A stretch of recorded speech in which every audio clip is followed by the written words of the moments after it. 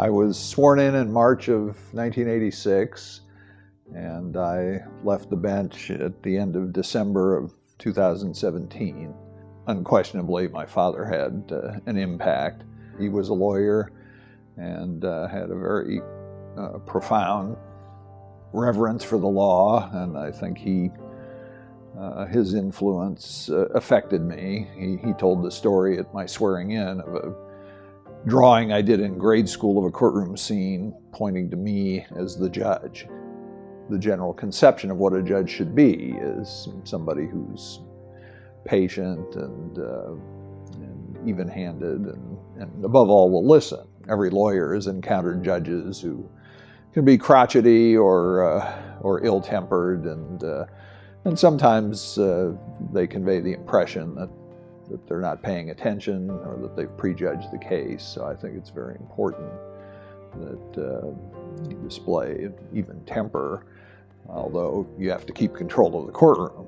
So I certainly did my share of raising my voice at lawyers or litigants that were getting out of order. Well, I had the great good fortune to clerk for Judge Joe Simeon. He was, I think, one of the great judges in Missouri history, and he had a very, very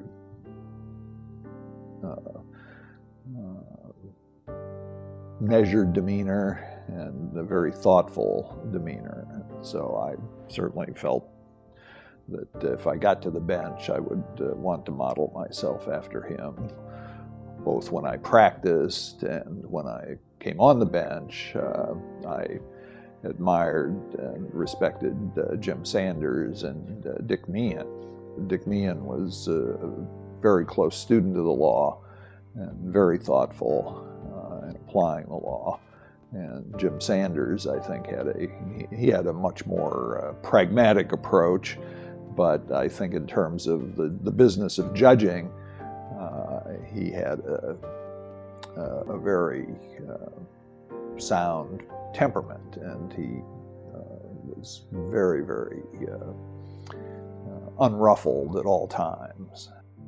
Trial judges have to make rulings on the spur of the moment in trials, sometimes in heated situations, and it can be difficult, but you have to do it. I think the worst trial judge is a trial judge who can't make up his mind. And we are the umpires, and we, as Chief Justice Roberts said, call the balls and strikes. We're the umpires, we're the referees, we're not the litigants, and we're not the adversary. I really enjoyed working with juries. I felt that almost uniformly they took their job very seriously, and they looked to the judge to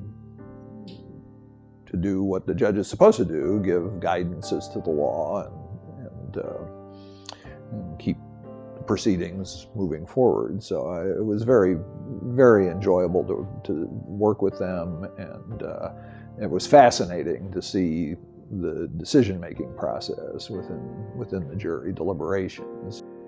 The most difficult job for a judge is to make a ruling that you feel is required by the law, but you really don't like the result. But you have to grit your teeth and do what the law requires. And so, if I'm going to be remembered at all, I would like to be remembered as a judge who was able to do that and mostly did it.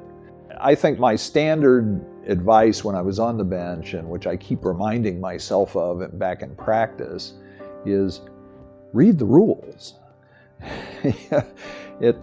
Most of the time it's there, and look at the rules, look at the statute. What does it say? The best thing anybody can do if they're going to practice law or be a judge is to keep studying the law, keep abreast of how things are evolving, and above all, don't get the clerks mad at you.